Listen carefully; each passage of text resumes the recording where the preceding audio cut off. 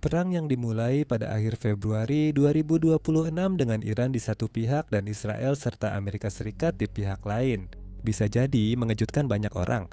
Namun, perang itu tidak terjadi tiba-tiba, melainkan berkembang dari ketegangan, ketidakpercayaan, dan konflik bertahun-tahun di Timur Tengah. Hubungan antara Iran dan Israel telah bermusuhan selama beberapa dekade dan Amerika Serikat sudah lama terlibat di kawasan tersebut sebagai kekuatan militer maupun politik. Dan pada pertengahan tahun 2020-an, ketegangan ini telah mencapai titik di mana banyak pengamat percaya bahwa perang yang lebih besar semakin mungkin terjadi. Salah satu penyebab utama meningkatnya konflik adalah program nuklir Iran. Iran menyatakan bahwa aktivitas nuklirnya ditujukan untuk penggunaan sipil, seperti energi dan penelitian ilmiah. Namun, Israel dan beberapa pemerintah barat berpendapat bahwa program tersebut dapat memungkinkan Iran membangun senjata nuklir. Israel menganggap kemungkinan Iran memiliki senjata nuklir sebagai ancaman langsung bagi keamanannya. Mereka berulang kali menegaskan tidak akan membiarkan Iran mengembangkan senjata tersebut.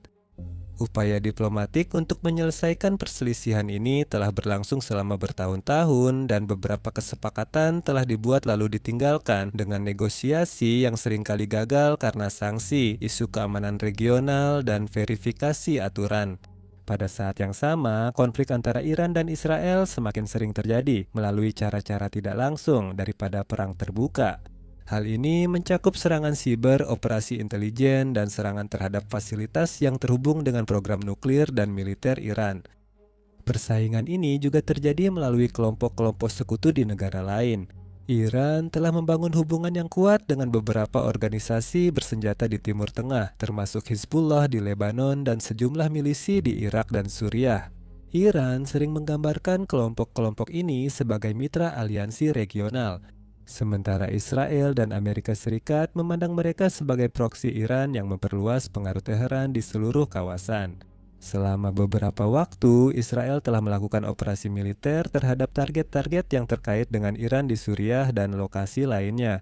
Dan telah terjadi saling serang roket, tembakan, dan serangan drone antara Israel dan kelompok-kelompok yang berafiliasi dengan Iran. Dengan kedua belah pihak saling menuduh sedang mempersiapkan konfrontasi yang lebih besar. Di dalam Iran sendiri, pemerintah menghadapi tekanan ekonomi yang diperparah oleh sanksi internasional.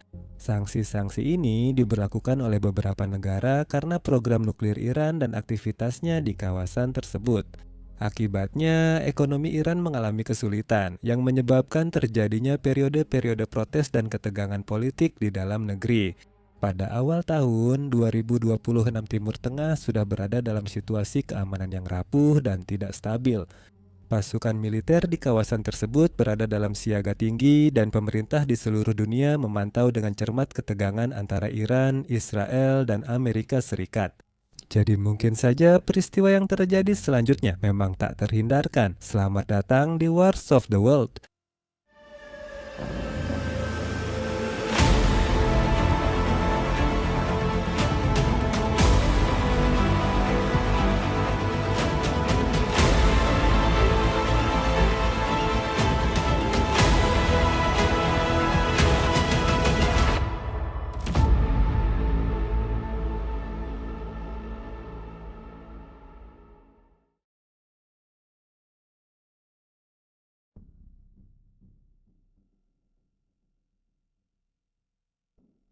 Pada tanggal 28 Februari, setelah arahan dari Presiden Trump, Amerika Serikat dan Israel melancarkan serangan terkoordinasi ke berbagai lokasi di Iran.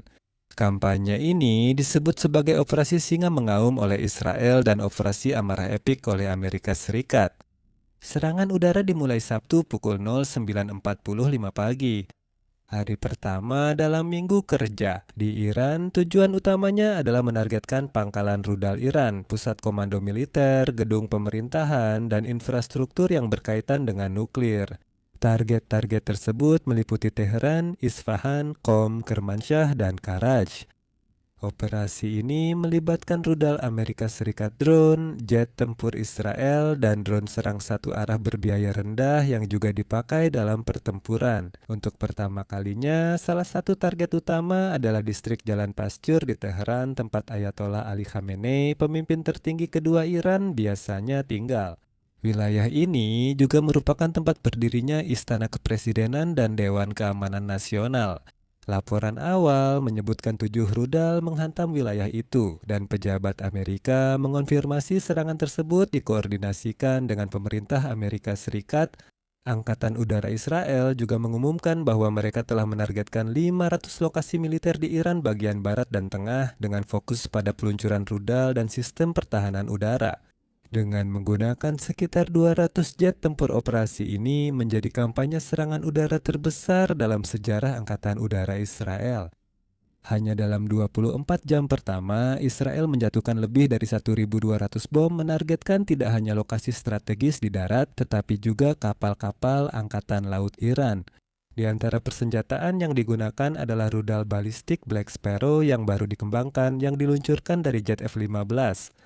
Selain serangan udara, Israel juga melakukan serangan siber terkoordinasi terhadap infrastruktur Iran. Media dan aplikasi seluler mengirimkan pesan yang mendorong warga Iran untuk bangkit melawan pemerintah mereka. Aplikasi doa kalender Badi Sabah yang populer menjadi target dengan lebih dari 5 juta unduhan. Aplikasi tersebut diretas untuk mengirim notifikasi push dalam bahasa Persia, mendesak personel militer dan warga sipil untuk membelot, meletakkan senjata, dan bergabung dengan pasukan oposisi. Dengan pesan-pesan seperti bantuan telah tiba dan inilah saatnya perhitungan. Setelah serangan awal, Israel menyatakan keadaan darurat karena kekhawatiran akan kemungkinan pembalasan dari Iran. Sirene berbunyi di seluruh negeri saat pemerintah meminta warga tetap di area aman. Sementara Menteri Kesehatan Israel memindahkan operasional rumah sakit ke bawah tanah dan Israel mendesak warga Iran yang tinggal di dekat lokasi militer untuk segera mengungsi. Peringatan, kutipan, kehadiran Anda di area ini membahayakan nyawa Anda. Trump juga memperingatkan nyawa warga Amerika Serikat bisa terancam. Kemudian pada 28 Februari dilaporkan bahwa jenazah pemimpin tertinggi Ali Khamenei telah ditemukan. Dan keesokan harinya, televisi pemerintah Iran mengonfirmasi pembunuhannya, menyatakan bahwa ia telah dibunuh saat berada di kantornya. Istri Khamenei, Manshuri Khorjasteh Baghazadeh, meninggal 2 hari kemudian akibat luka-luka yang dideritanya dalam serangan tersebut. Setelah serangan gelombang pertama ini dianggap berhasil, baik Presiden Trump maupun Benjamin Netanyahu merilis pernyataan video yang mengumumkan bahwa Israel dan Amerika Serikat telah melancarkan serangan terhadap Iran untuk, kutip, menghilangkan ancaman eksistensial.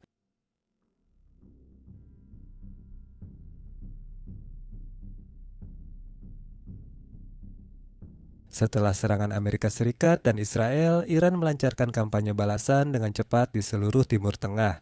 Mereka menamai operasi balasan mereka Janji Sejati 4. Dalam hitungan jam setelah serangan tersebut, pasukan Iran meluncurkan rudal ke arah Israel menghantam kota-kota besar termasuk Tel Aviv dan Haifa. Selama beberapa hari berikutnya, beberapa serangan rudal tambahan dilakukan sebagai bagian dari upaya pembalasan lebih luas. Meski banyak rudal berhasil dicegat sistem pertahanan udara Israel, sebagian tetap menghantam wilayah kota dan menimbulkan korban jiwa serta luka pada warga sipil. Serangan yang terkoordinasi dengan baik itu juga menargetkan berbagai instalasi strategis penting di seluruh Teluk Persia, dengan penekanan khusus pada lokasi bernilai tinggi di Israel dan sejumlah pangkalan militer Amerika Serikat yang berada di Yordania, Kuwait, Bahrain, Qatar, Irak, Arab Saudi, dan Uni Emirat Arab. Namun serangan Iran tidak hanya terbatas pada sasaran militer saja. Serangan itu juga meluas ke infrastruktur sipil seperti bandara dan pelabuhan utama di Kuwait, Uni Emirat Arab, dan Oman. Ini membahayakan keselamatan penerbangan sipil dan operasi maritim di kawasan penting ini.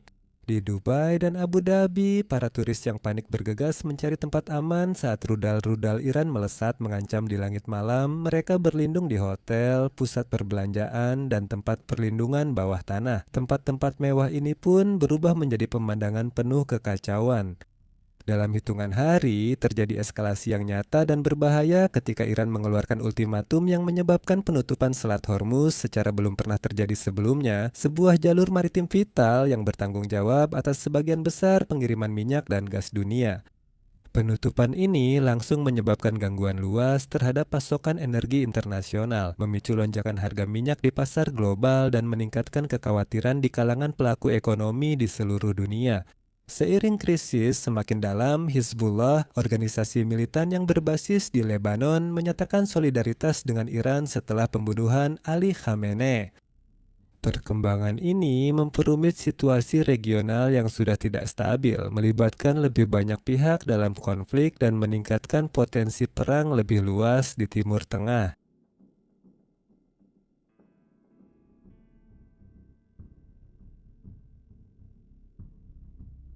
Perang tersebut memicu reaksi luas dari pemerintah di seluruh dunia, dengan sebagian besar negara merespons secara hati-hati dan menyerukan penahanan diri.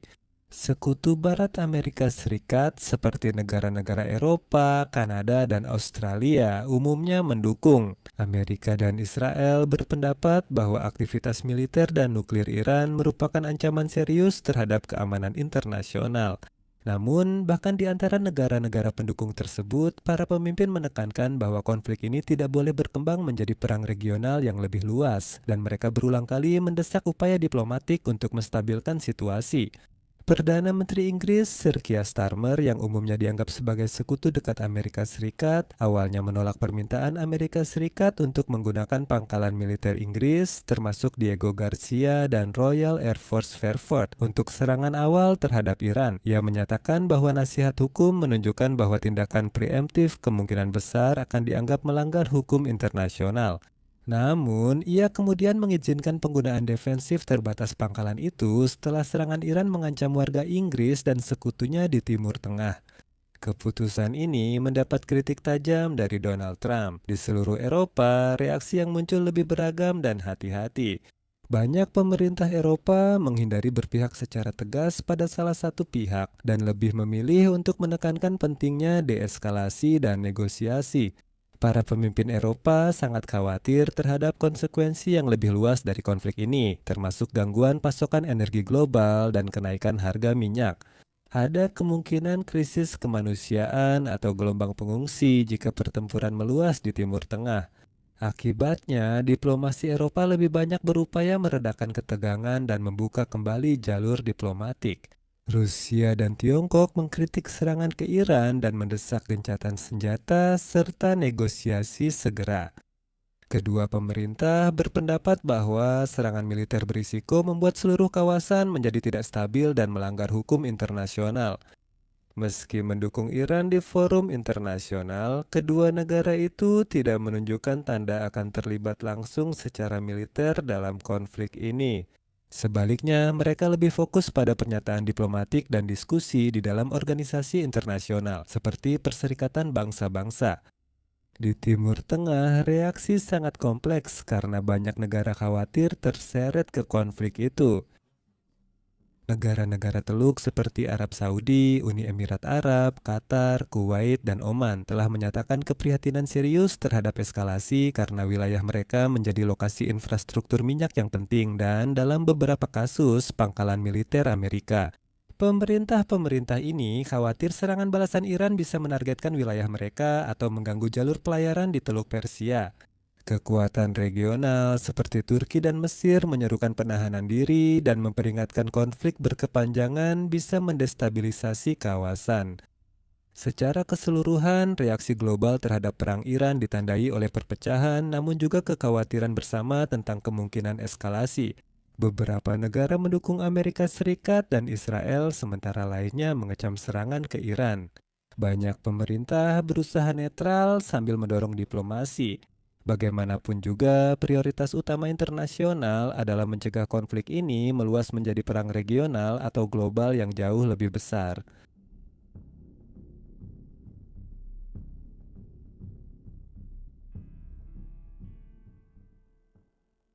72 jam pertama dari perang ini mengubah serangan udara yang mengejutkan menjadi perang regional lintas negara dengan saling serang rudal di seluruh Timur Tengah dan dampak ekonomi global yang besar.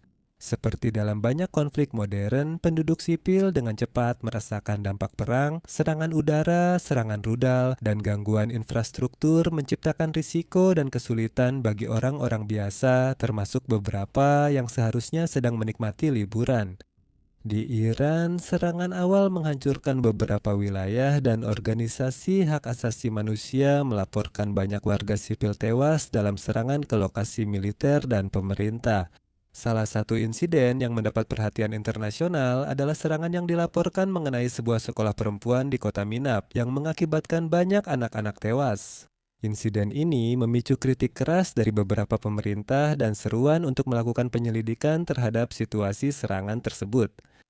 Warga sipil di Israel juga menghadapi bahaya dari serangan misil dan roket.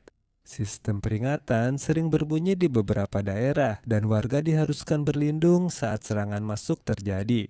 Meskipun sistem pertahanan udara Israel telah mencegat banyak proyektil, ancaman yang terus-menerus menimbulkan stres dan ketakutan di antara penduduk.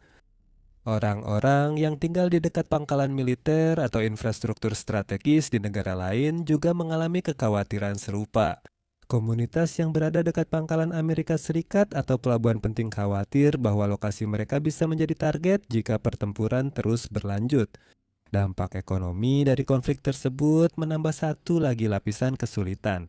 Gangguan pada jalur pelayaran dan produksi energi menyebabkan kenaikan harga minyak dan gas global. Perubahan-perubahan ini telah memengaruhi perekonomian jauh di luar Timur Tengah dan menciptakan ketidakpastian di pasar internasional. Bagi warga sipil di seluruh wilayah, perang telah membawa kombinasi bahaya fisik, tekanan ekonomi, dan ketidakpastian tentang masa depan.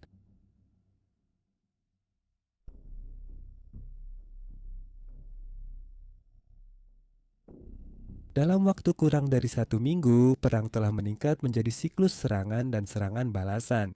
Pasukan Israel dan Amerika Serikat telah menargetkan infrastruktur militer Iran, sementara Iran telah meluncurkan serangan rudal dan drone terhadap instalasi militer dan Israel di seluruh wilayah.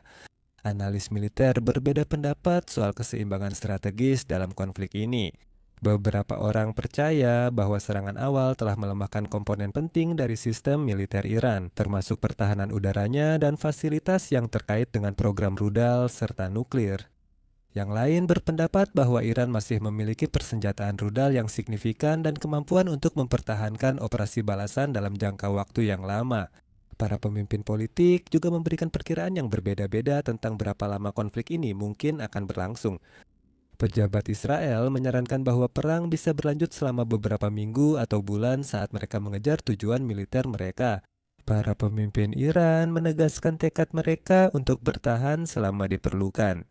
Upaya diplomasi internasional terus berlanjut dengan pemerintah di seluruh dunia berusaha mencegah eskalasi lebih lanjut. Banyak pemimpin khawatir bahwa konflik ini bisa memburuk jika negara-negara lain ikut terlibat secara langsung.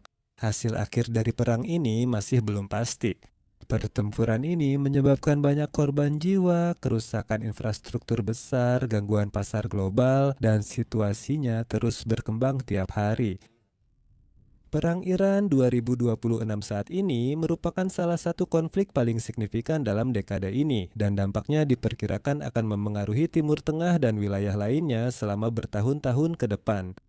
Pada tahap ini, kita hanya bisa menyaksikan dan berspekulasi tentang dampak masa depan dari konflik ini bagi dunia secara keseluruhan.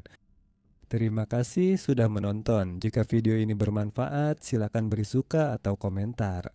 Semua konten kami dari riset, penulisan, editing hingga narasi sepenuhnya dikerjakan manusia tanpa AI.